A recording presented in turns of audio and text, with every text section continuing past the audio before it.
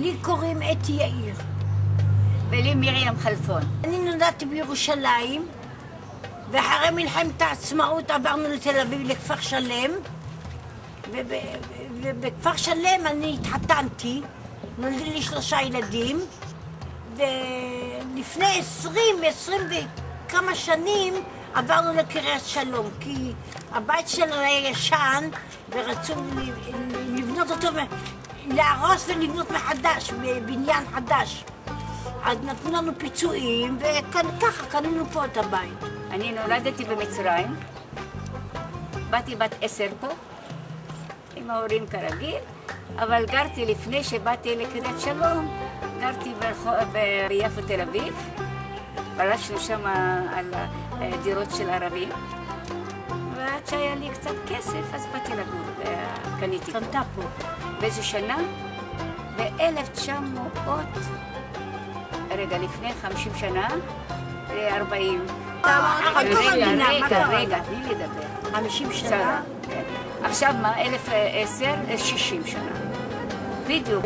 יש לי 4 ילדים, הם למדו ברמז. עכשיו קוראים לזה משהו אחר. כן, לא חשוב. איך את מרגישה בשכונה? טוב מאוד, נחמדה, שכנים נחמדים, הכל בסדר, ברוך השם. הכל נחמד פה. בעיקר בוכרים. היו אותו דבר.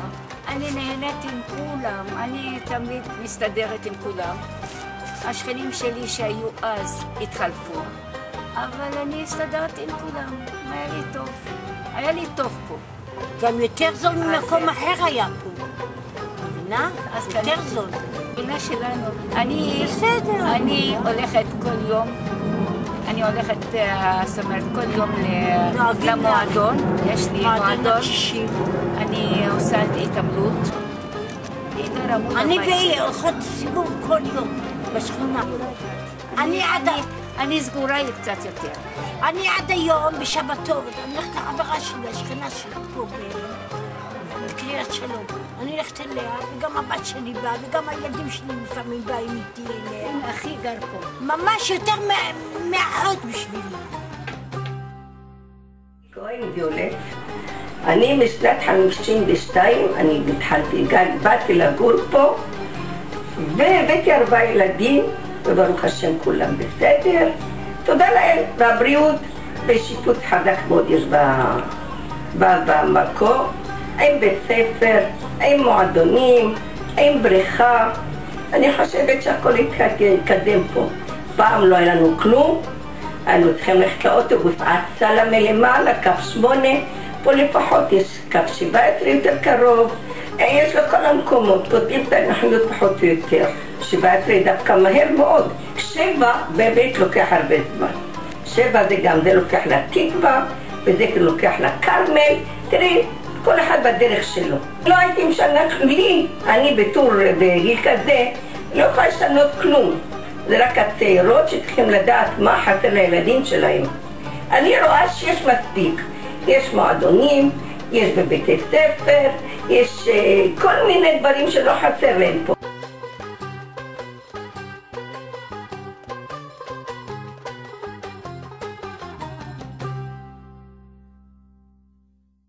קוראים לי תומר מעודד, ואני גדלתי בקריית שלום, ו20 שנה מהחיים שלי, עד גיל 25-26 הייתי בקריית שלום. הילדות שלי לא הייתה ילדות כמו של כל ילד נורמלי, לא היה לנו בתי ספר כמו שצריך, לא היה לנו מועדונים, לא היה לנו חוגים. הדבר היחידי שהיה פה זה היה לנו פה גינות וספסלים, ולא היה לנו הרבה מה לעשות בגינות ובספסלים. כמו כל הילדים, היינו מעשנים סיגריות, שותים אלכוהול ועושים סמים. בכל בית ספר יש קבוצה של ילדים שיש עליהם את התדמית, כאילו ילדים, תקראי לזה, הם קוראים לזה היפראקטיביים, אבל זה ילדים, לפי מה שאני זוכר עליי, זה לא היפראקטיביים, זה ילדים שיש להם קצת מרוכזים וקצת רגישים. אני הייתי ילד רגיש למשל. ומתוך זה שהייתי רגיש וסגור עם עצמי, וביישן, אז כל התגובות שלי הם היו קיצוניות, למה החברה גם שמה אותי באיזה מקום של בעייתי, למה מסוגר עם עצמי וכל כאלה וכאלה. הייתי ילד בגיל 13-14, בכיתה ז' ברגע זה, והמורים והמנהל בית ספר, לפי מה שאני זוכר אז, כאילו לא תרמו למהלך שלנו, לא עשו בשביל שנצא מהבועה הזאת של הבועה של התדמית גם, של הילדים הלא בסדר, כאילו ילדים בעייתיים, ילדים שמשתוללים בהפסקות ומתנהגים לא יפה.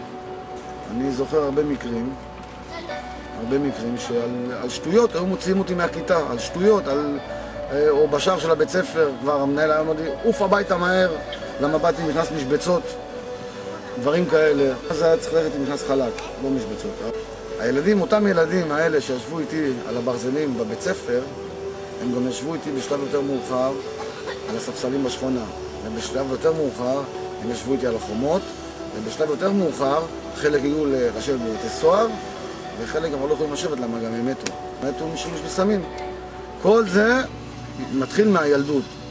כשהיינו ילדים, אם אוספים אותנו כמו שצריך, אז הדברים היו קורים אחרת. לא הייתי מאבד הרבה חברים שמתו לי פה מהשכונה הזאת.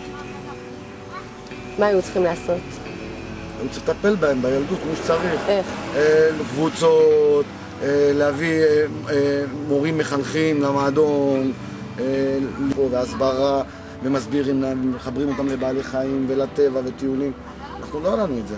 אם היו מדריכים ומורים, נגיד דוגמה, במקום מורה 1 על 30 ילד, היה 2 מורים או עוזר מורה, והיה תופס את הילדים, שם עליהם פוקוס, ומפרגן להם, ומעודד אותם, ויושב לידם בכיתה, ומסביר להם, אז באיזשהו מקום אולי הילדים האלה היו צומחים למקום אחר, ולא למקום איפה שאני הגעתי.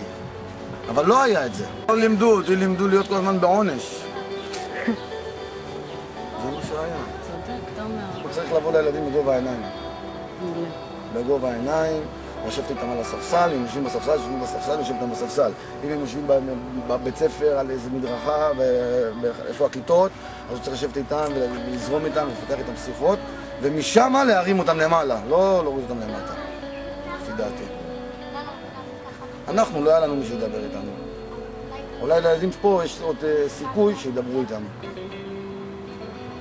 וקריית שלום לפי דעתי זה אחלה אזור, אני אוהב את קריית שלום, אני חולה על קריית שלום. מחליף את קריית שלום על כל אזור.